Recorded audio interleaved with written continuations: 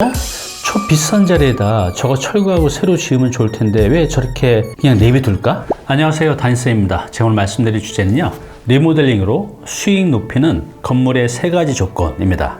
네, 제가 이전에 리모델링의 장점 5가지에 대해서 말씀드렸습니다. 그 영상도 중요한 거니까요, 아직 보지 못하신 분은 아래 링크 달아 놓을게요. 먼저 보고 오시고요. 자, 그러면 오늘은 리모델링이 신축보다 좋을 때가 있어요.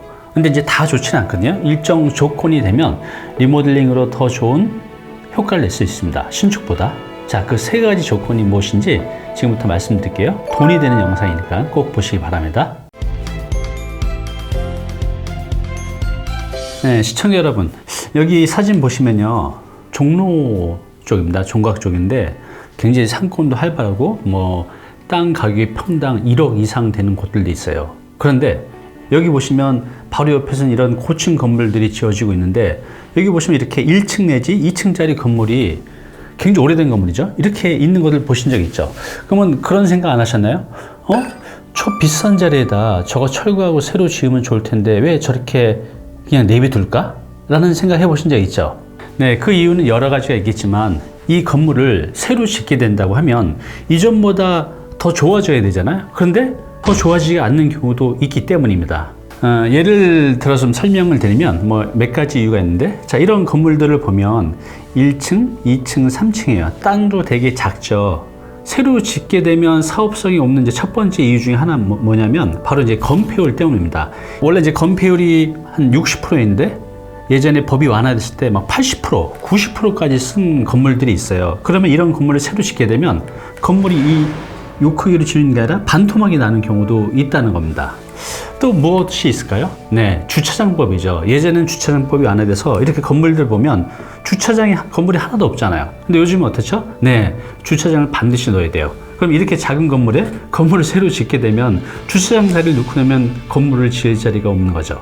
또 어떤 경우가 있냐면 용적률이라는 거 있죠. 예전에 용적률이 완화가 됐을 때가 있었는데, 그때 이렇게 3층짜리로 지었는데 지금은 오히려 용적률이 그보다 못해서 새로 짓게 되면 4층짜리가 3층 이렇게 되는 경우도 있습니다. 또 주택가에서는 일조권 사선 제한을 받는 경우가 있는데, 완화됐을 당시에 지어졌기 때문에 일조 사선을 받지 않는데 새로 짓게 되면 건물이 이렇게 이제 꺾여서 지어지는 경우도 있습니다. 자, 이런 이제 여러 가지 이유 때문에 오히려 신축을 하게 되면 건물의 규모가 더 작아지는 경우가 있기 때문에 신축을 못하는 경우가 있습니다. 네, 그래서 이런 경우에는요, 신축보다는 리모델링을 통해서 건물의 가치를 높이는 게 더 좋을 때가 있습니다.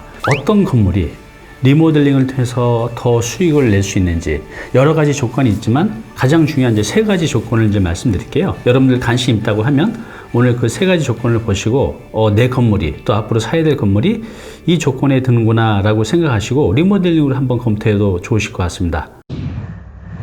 네, 그 3가지 조건을 말씀드리기 전에 제가 실제로 했던 예를 하나 보여드릴게요.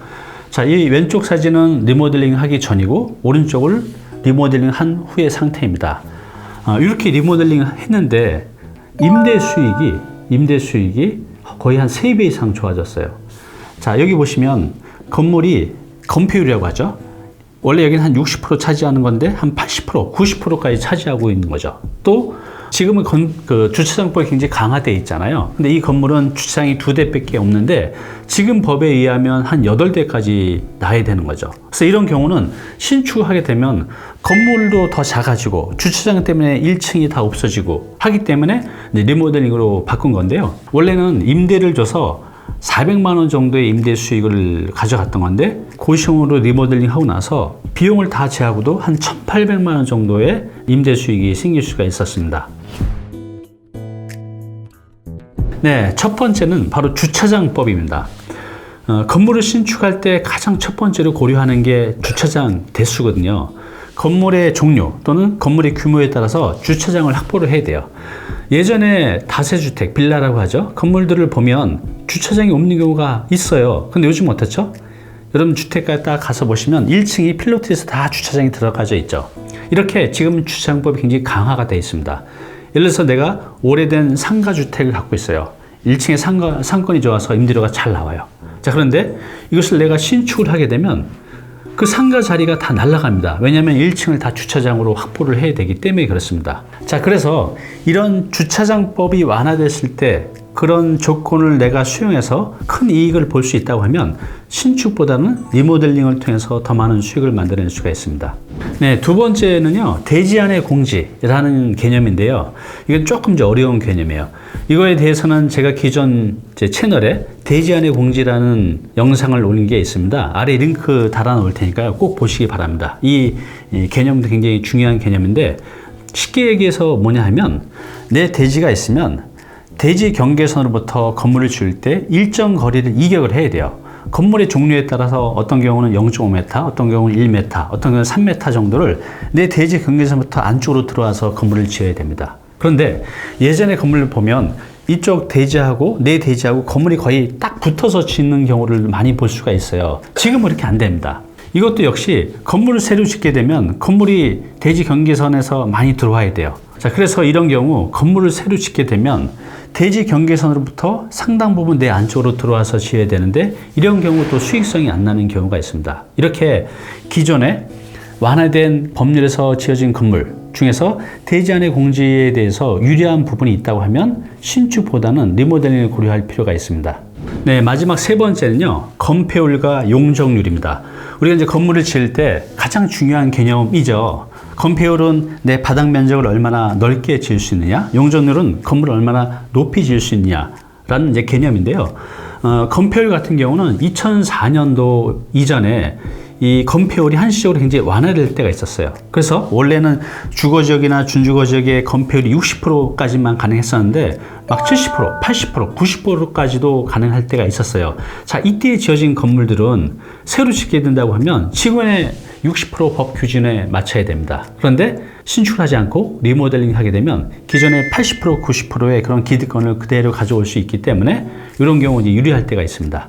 네, 그리고 이제 용적률은 건물의 높이를 규정한다고 보시면 되는데, 1990년도 이전에 한시적으로 용적률을 완화할 때가 있었습니다. 그래서 원래는 예를 들어서 200%밖에 안 되는 걸 250%, 300%까지 완화해 주는 적이 있었어요. 예를 들어서 4층까지 밖에 못 치는데 5층까지 내지는 6층까지 지어진 건물들이 있습니다. 자, 그런데 그런 건물을 내가 철거하고 새로 짓게 되면 지금의 법 규정에 맞춰야 되기 때문에 한 4층밖에 못 짓는다는 거죠.